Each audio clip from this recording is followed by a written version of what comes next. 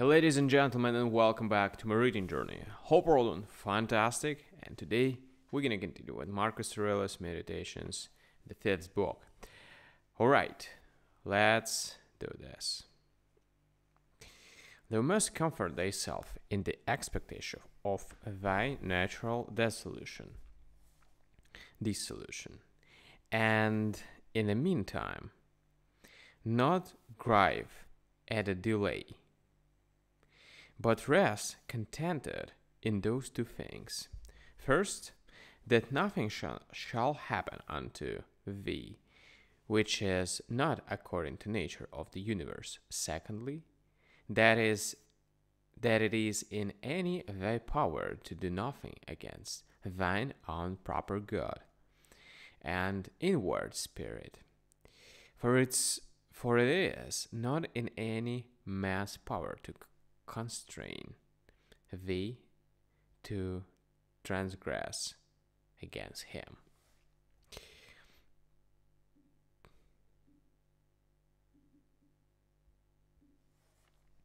What is the use that now at this present I make of my soul?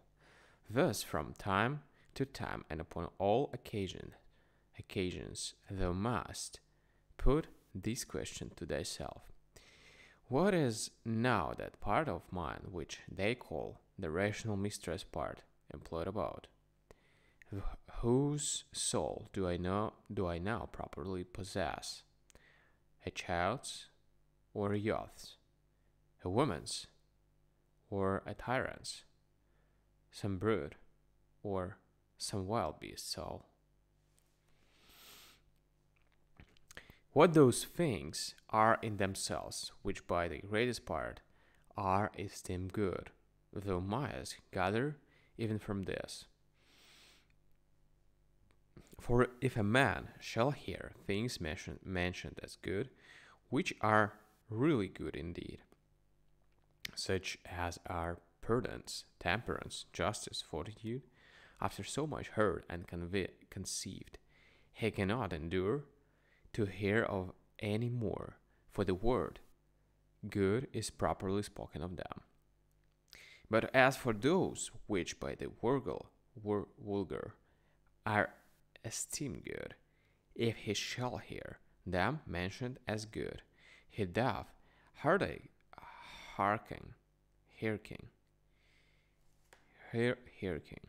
for more.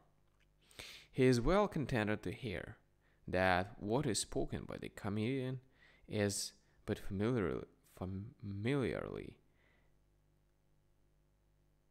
and popularly spoken, so that even the vulgar apprehend the difference.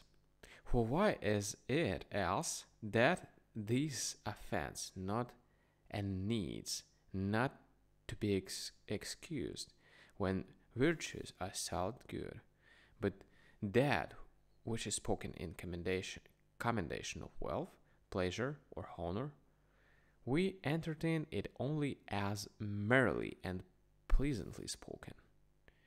Proceed therefore and inquire further whether it may not be that those things also which been mentioned upon the stage were merrily and with great applause of the multitude scoffed and at with this jest that they that possessed them had not in all the world of their own, such was their affluence and plenty, so much as a place where to avoid their excrements. Whether I say those ought not also in very deed to be much respected, and esteemed of as the only things that are truly good.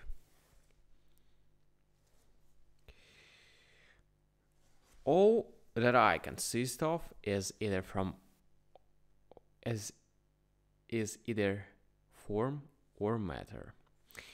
No corruption can reduce either of these unto nothing, for neither did I of nothing become a subsistent creature.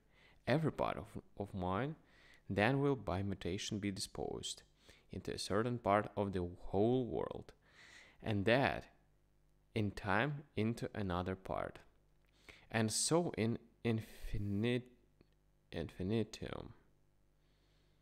by which kind of mutation I also became what I am, and so did they that begot me, and they before them, and so upwards in infinitum.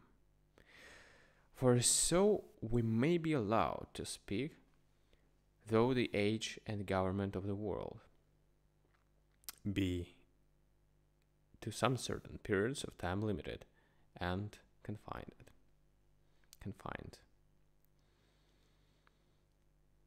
Reason and rational power are faculties which contend themselves with themselves and their own proper operations. And as for their first inclination and motion, that they take from themselves. But their progress is right to the end and object, which is in their way, as it were, and leath, just before them. That is which is feasible,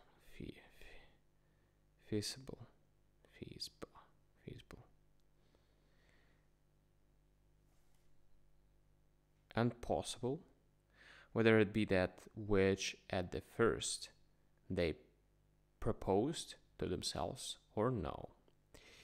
For which reason also such actions were termed katopowaves, to intimate the directness of the way by which they are held. Nothing must be thought to belong to a man, which doth not belong unto him, as he is a man. These, the event of purposes, are not things required in a man. The nature of man doth not profess any such things. The final ends and consummations of actions are nothing at all to a man's nature. The end, therefore, of a man, or a summum bonum, whereby that end is fulfilled, cannot consist in the consummation of actions proposed and intended. Again, concerning these outward worldly things, were it so that any of them did properly belong unto man, then would it not belong unto man to condemn them and to stand in opposition with them. Neither would he be praiseworthy that can live without them, or he good, if this were good indeed, who of his own accord doth deprive himself of any of them. But we see contrariwise, that the more a man doth withdraw himself from this, wherein external pomp and greatness doth consist, or any other like this, or the better he doth bear with the loss of these, the better he is accounted.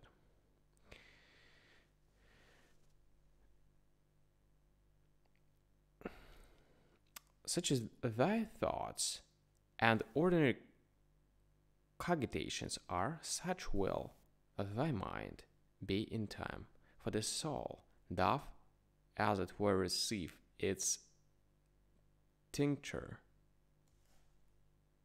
from the fancies and imaginations. Die therefore and thoroughly.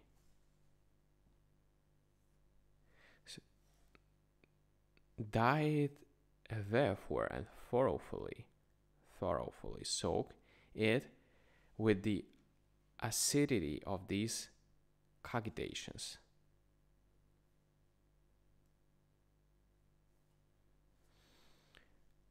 As for example, wheresoever thou mayest live, there it is in thy power to live well and happy, but thou mayest live at the court. There then also mayest thou live well and happy. Again, that which everything is made for, he is also made unto that, and cannot but naturally incline unto it. That which anything doth naturally incline unto, therein is his end. Wherein the end of everything doth consist, therein also doth his good and benefit consist. Society, therefore, is the proper good of a rational creature. For that we are made for society. It hath long since been demonstrated.